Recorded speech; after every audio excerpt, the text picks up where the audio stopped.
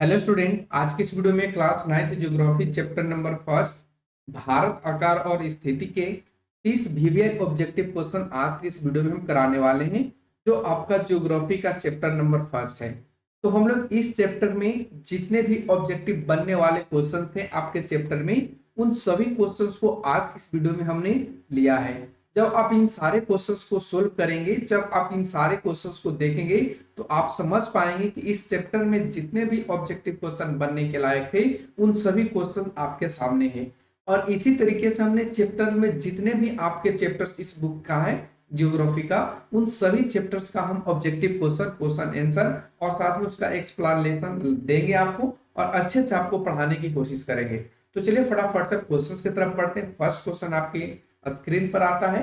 कोशिश कीजिएगा कि आप लोग क्वेश्चंस का आंसर खुद से देने की कोशिश कीजिए। उसके पहले आप लोग कमेंट सेक्शन में लिख दीजिए, उसके बाद आप आंसर को ध्यान से देखिए। ठीक है, तो चलिए फर्स्ट क्वेश्चन आपके स्क्रीन पर आता है, जिसमें आपसे पूछा गया है कि भारत किस गोलार्ध में स्थित है। आपसे पूछा है, बहुत इजी क्वेश्चन है और ये तो बच्चों का मतलब क्वेश्चन है, आप इसको इजीली बता पाएंगे कि भारत किस गोलार्ध में स्थित है। ऑप्शंस को ध्यान से देखिए। ऑप्शन ए में दिया गया है पूर्वी, ख में दिया गया पश्चिमी, ग में दिया गया उत्तरी और घ में दिया गया दक्षिणी। तो भारत कौन से गोलार्ध में स्थित है? तो ये आपका उत्तरी गोलार्ध में स्थित है।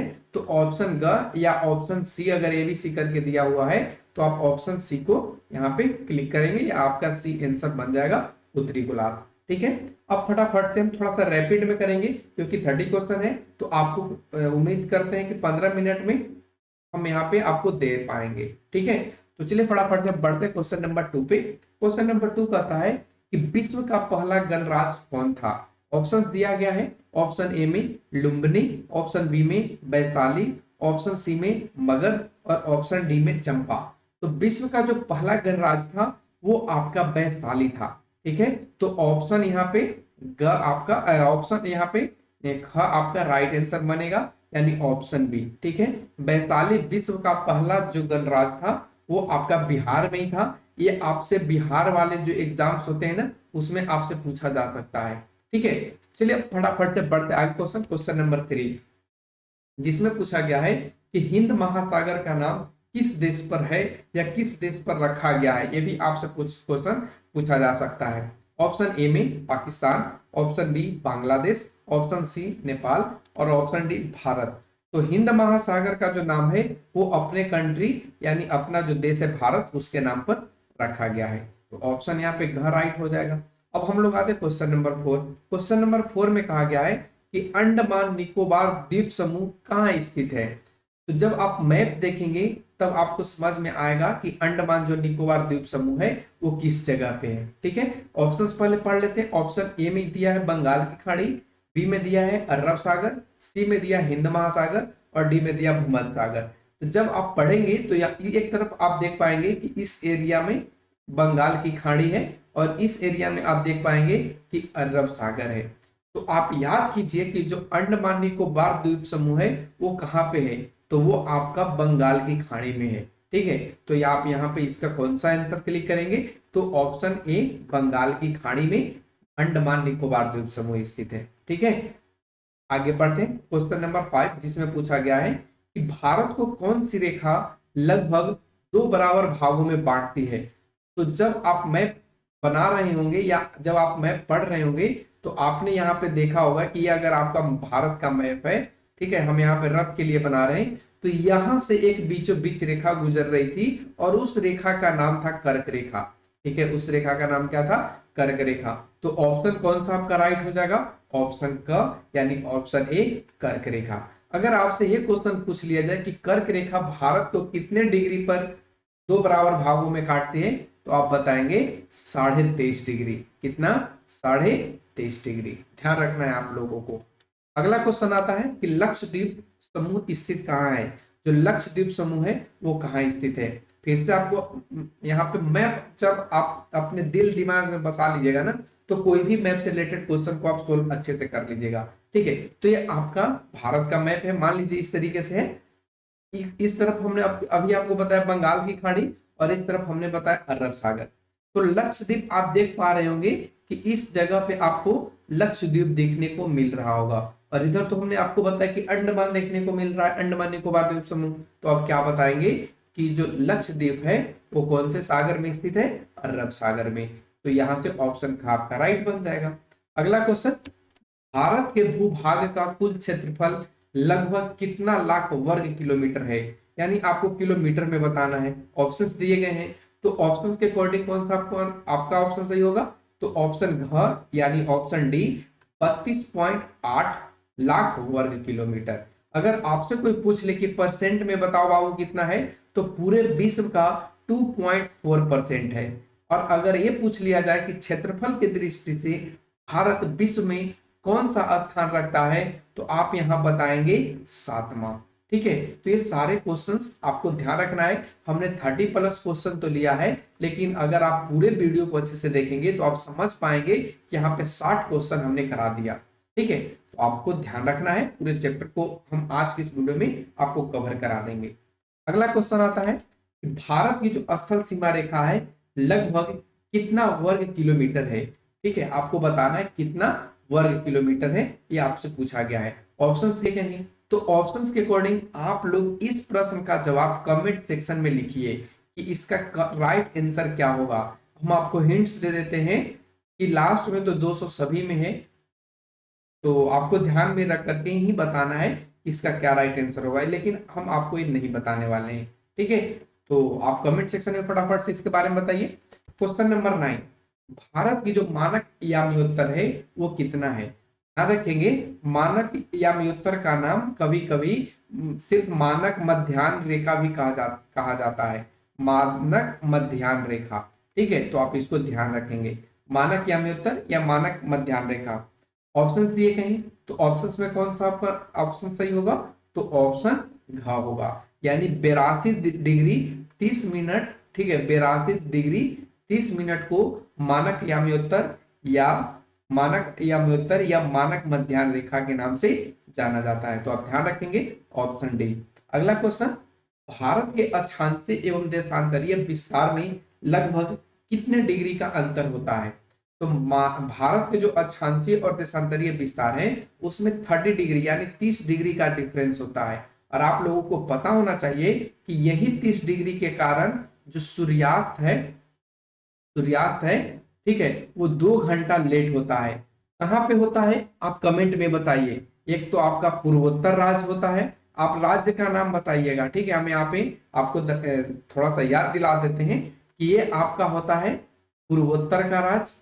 ठीक है, और ये आपका होता है पश्चिमी। ठीक है, पश्चिमी पश्चिमी। ठीक है, पूर्वोत्तर और पश्चिमी। तो आपको बताना है कि पूर्वोत्तर के राज्य में वो कौन सा राज्य है जहां पे 2 घंटा लेट सूर्यास्त होता है। तो सूर्यास्त नहीं, यहाँ पे गलती हमने लिख दिया भाई, सूर्योदय। ठीक है, सूर्योदय। तो ध्यान रखना है 2 घंटा पहले कहाँ पे होता है, तो कमेंट सेक्शन में जरूर बताइएगा। अगला क्वेश्चन आता है क्वेश्चन नंबर 11, जिसमें पूछा गया है कि भारत एवं चीन के बीच की सीमा रेखा कौन है। ऑप्शंस दिए गए हैं, ऑप्शन ए में रेड क्लिफ, ऑप्शन बी में मैकमोहन, ऑप्शन सी में ग्रीनविच और ऑप्शन डी में इनमें से कोई नहीं। कहीं कहीं इसका नाम कुछ और करके इनमें से कोई की जगह पे आपको कर्क रेखा भी लिख दे सकता है या कर्क लाइन लिख देगा।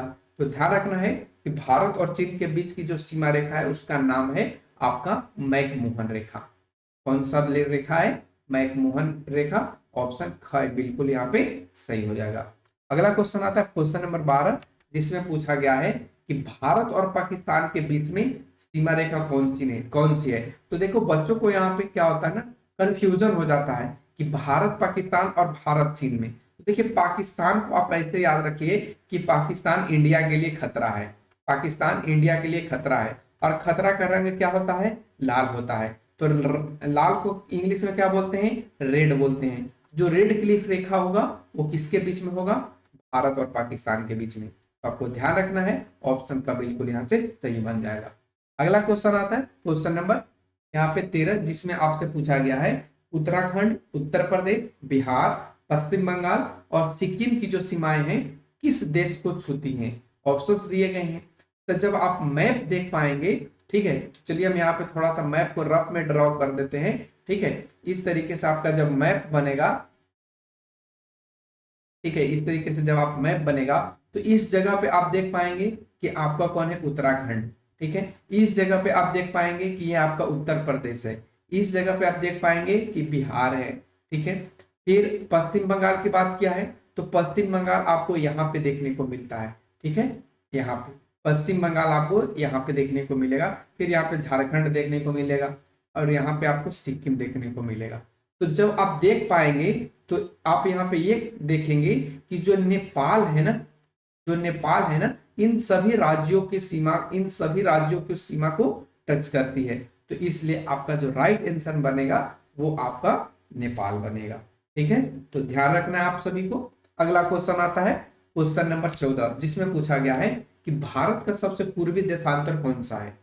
भारत का सबसे पूर्वी देशांतर, अभी हमने आपको बताया था कि ये वाला आपका पूर्वी होता है और ये वाला आपका पश्चिमी देशांतर होता है। तो आप बताएंगे कि पूर्वी कितना होता है। ऑप्शंस दिए गए हैं। तो ऑप्शन के अकॉर्डिंग जब आप देखेंगे तो ये वाला होता है 97 डिग्री 25 मिनट। और आप लोग कमेंट सेक्शन में बताइए कि जो पश्चिमी देशांतर है वो कितना है। ठीक है। 97 डिग्री 25 मिनट कौन सा है आपका, तो ये है आपका पूर्वी। कमेंट सेक्शन में आप बताइए कि पश्चिमी जो देशांतर है उसका कितना मान है। ठीक है। अगला क्वेश्चन, क्वेश्चन नंबर 16 में पूछा गया है कि अंडमान निकोबार द्वीप समूह का राजधानी कहाँ है। ठीक है। ऑप्शंस हैं, ऑप्शंस के अकॉर्डिंग अंडमान जो निकोबार द्वीप समूह है, ठीक है, जो अंडमान निकोबार द्वीप समूह है यहाँ पे आप देख पाएंगे। तो अंडमान निकोबार द्वीप का कहाँ होगा, फटाफट से कमेंट सेक्शन में बताइए। तो ऑप्शंस के अकॉर्डिंग आपका कौन सा हो जाएगा, ऑप्शन ए पोर्ट ब्लेयर। कहाँ होगा, पोर्ट ब्लेयर। अगर आपसे लक्षद्वीप की बात करें, लक्षद्वीप की बात करें तो आप क्या बताएंगे, कवरत्ती बताएंगे। कौन सा, ऑप्शन का कवरत्ती। ठीक है, ध्यान रखिएगा। अगला क्वेश्चन आता है बिहार का शोक किसे कहा जाता है। ऑप्शंस दिया गया है, ऑप्शंस के अकॉर्डिंग आपका ऑप्शन कौन सा होगा, तो कोसी नदी को बिहार का शोक कहा जाता है। ठीक है। अब आपसे क्वेश्चन पूछते हैं हम, और आपका ऑब्जेक्टिव क्वेश्चन भी बनता है कि जो कोसी नदी है वो कहाँ से निकलती है। यहाँ पे तो हमने ऐसे लिख भी दिया नेपाल, लेकिन आपको ये बताना है कि नेपाल से तो निकलती है, लेकिन ये किस पहाड़ी से निकलती है या किस स्थान से निकलती है। ये तो आपका देश का नाम हो गया कि नेपाल से कहाँ एंट्री करती है, बिहार में, लेकिन आपको बताना है कि किस स्थान से निकलती है। कमेंट सेक्शन में जरूर बताइए। जितने भी हम प्रश्न पूछ रहे हैं वो आपके याद के लिए पूछ रहे हैं। ठीक है। अगला क्वेश्चन आता है 18 नंबर। इसमें पूछा है कि निम्नलिखित में से कौन सा देश द्वीपीय देश है, यानी द्वीपों से रिलेटेड है। ऑप्शंस के according option A right answer होगा, श्रीलंका। ठीक है। और श्रीलंका के अलावा एक और देश है जिसका नाम है मालदीव, और ये भी आपका भारत का द्वीपीय देश है। तो दोनों को याद रखना है, मालदीव और श्रीलंका। ठीक है। अगला क्वेश्चन, सार्क में कुल कितने देश सदस्य हैं। ये भी क्वेश्चन हम आपके लिए छोड़ते हैं क्योंकि बहुत इजी क्वेश्चन है सार्क में। अगर सार्क का पूरा नाम याद करें तो आप लोगों को पता होगा साउथ, ठीक है, साउथ एशियन एसोसिएशन आपको याद होगा। तो आप यहाँ पे रीजनल को फिर क्या हो जाएगा, को ऑपरेशन। ठीक है। तो आप इसको याद रखिएगा, इससे रिलेटेड क्वेश्चन पूछ लिया जाता है। ठीक है। अगला क्वेश्चन, श्रीलंका भारत से किसके द्वारा अलग होती है। श्रीलंका भारत से किसके द्वारा अलग होती है। तो जब आप मैप देखेंगे तो इस जगह पे आप देखेंगे कि यहाँ पे आपका श्रीलंका है।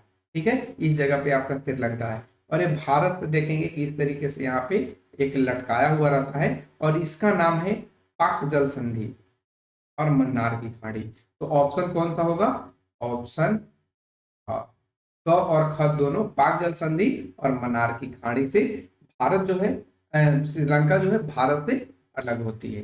ठीक है। अगला क्वेश्चन, वह कौन सा क्षेत्र जहां भारत, अफगानिस्तान और चीन की सीमाएं मिलती है। तो ये आपका जम्मू कश्मीर में मिलती है। ठीक है। और जम्मू कश्मीर आप सभी को तो पता ही है कि कहाँ पे है। जम्मू कश्मीर ये वाले क्षेत्र ऊपर वाला एरिया में है। ठीक है। तो ये जम्मू कश्मीर में मिलती है कौन सी, भारत पाकिस्तान, भारत अफगानिस्तान और चीन की सीमाएं। अगला क्वेश्चन, भारत के किस राज्य में सबसे बड़े और सबसे छोटे दिन में 45 मिनट का अंतर होता है। देखिए हम जो भी क्वेश्चन लिए हैं वो आपके बुक से ही लिए हैं, इसलिए आप अपने बुक में भी इन सारे प्रश्नों को देख पाएंगे। लेकिन हम यहाँ पे आपको वीडियो फॉर्म में इसलिए उपलब्ध करा रहे हैं क्योंकि आप इसको 15 से 20 मिनट में अच्छे से कवर कर पाए। तो 45 मिनट का अंतर कहाँ पे होता है? तो ये आपका ऑप्शन ख केरल में। ठीक है, अगला क्वेश्चन, पृथ्वी को 360 डिग्री देशांतर घूमने में कितना समय लगता है? तो आपका राइट आंसर क्या होना चाहिए यहाँ पे? 24 घंटे। ठीक है, 24 घंटे। और आप सभी को पता होना चाहिए कि 1 डिग्री देशांतर घूमने में कितना टाइम लगेगा? तो 4 मिनट का लगेगा। ठीक है, अगला क्वेश्चन आता है 24 नंबर, जिसमें पूछा गया है कि निम्न में से किस देश की जो सीमा है भारत से नहीं लगती है? भारत से नहीं लगने की बात कही है, वो कौन सी देश है? आपका भूटान है, तजिकिस्तान है, बांग्लादेश है, तो नेपाल है। तो आप सभी को पता होगा जो भूटान, बांग्लादेश और नेपाल है, ये सभी भारत के पड़ोसी देश हैं। बचा कौन सा आपका? ऑप्शन ख तजिकिस्तान। तो ये आपका राइट आंसर बनेगा, तजिकिस्तान। अगला क्वेश्चन 25 नंबर, जिसमें पूछा गया है कि क्षेत्रफल की दृष्टि से भारत का सबसे बड़ा राज्य कौन सा है? ठीक है, तो आपका राइट आंसर क्या बनना चाहिए? राजस्थान। क्षेत्रफल की दृष्टि से पूछा है, अगर ये जनसंख्या की दृष्टि से पूछ ले, हालांकि इस वीडियो में आपको नहीं बताने लायक है क्योंकि आपको जनसंख्या पर रिलेटेड चैप्टर नहीं है, लेकिन फिर भी हम आपको याद के लिए बता दें कि अगर जनसंख्या से रिलेटेड पूछे तो आपका उत्तर प्रदेश हो जाएगा पहला स्थान पर, सबसे बड़ा राज्य। ठीक है, और आप लोग कमेंट सेक्शन में हमको बताइए कि क्षेत्रफल की दृष्टि से सबसे छोटा राज्य कौन सा है? क्षेत्रफल की दृष्टि से सबसे छोटा राज्य कौन सा है भारत का? ठीक है, अगला क्वेश्चन 26 नंबर, जिसमें पूछा गया है कि क्षेत्रफल की दृष्टि से विश्व में सबसे बड़ा देश कौन सा है? तो क्षेत्रफल की दृष्टि से विश्व में सबसे बड़ा जो देश है वो आपका रूस है। तो ऑप्शन ए बिल्कुल यहाँ पे राइट हो जाएगा। ठीक है, अगला क्वेश्चन, निम्न में कौन सा राज्य अंतरराष्ट्रीय सीमा तथा समुद्र तट को स्पर्श नहीं करता है? ऑप्शंस दिए गए हैं। तो देखिए, अंतरराष्ट्रीय सीमा यानी किसी भी देश के साथ उसका जो बाउंड्री है वो नहीं लगता है, और साथ में कोई मतलब किसी भी तरीके का या किसी भी बाउंड्री लाइन को वो अपने अपने बाउंड्री लाइन को वो नदी तट से या समुद्र तट से, नदी तट नहीं कर सकते हैं, समुद्र तट को नहीं टच करती है। तो ये आपका ऑप्शन जो बनेगा मध्य प्रदेश। बाकी इन सभी का जो है या तो इनका सीमा अंतरराष्ट्रीय है या ये समुद्र तट को स्पर्श करती है। तो ध्यान रखना है, ये आपका ऑप्शन ग मध्य प्रदेश होगा। अगला क्वेश्चन, निम्न में कौन सा राज्य पाकिस्तान के सीमा से नहीं लगती है? ध्यान रखना है, कौन से राज्य की बात किया है पाकिस्तान से नहीं लगता है? क्या वो राजस्थान है, तेलंगाना है, गुजरात है, पंजाब है? इसका राइट आंसर ऑप्शन बी बनेगा, तेलंगाना। ठीक है, तेलंगाना एक ऐसा राज्य है जो राजस्थान जो पाकिस्तान के सीमा से नहीं लगती है। बाकी जो राजस्थान, गुजरात, पंजाब की बात करें तो ये सभी का जो सीमा है वो पाकिस्तान को टच करती है। ध्यान रखना है आप लोगों को। बांग्लादेश की सीमाओं को छूने वाला राज्य निम्न में कौन सा है? बांग्लादेश को छूने वाले की बात किया, बांग्लादेश, राजस्थान, तेलंगाना, झारखंड, पंजाब। आपका राइट आंसर क्या बनेगा? झारखंड। ठीक है, झारखंड जो है वो बांग्लादेश की सीमा को टच करता है। अगला क्वेश्चन आता है, भारत की जो स्थलीय सीमा रेखा है तटीय सीमा रेखा से लगभग कितनी गुनी बड़ी है?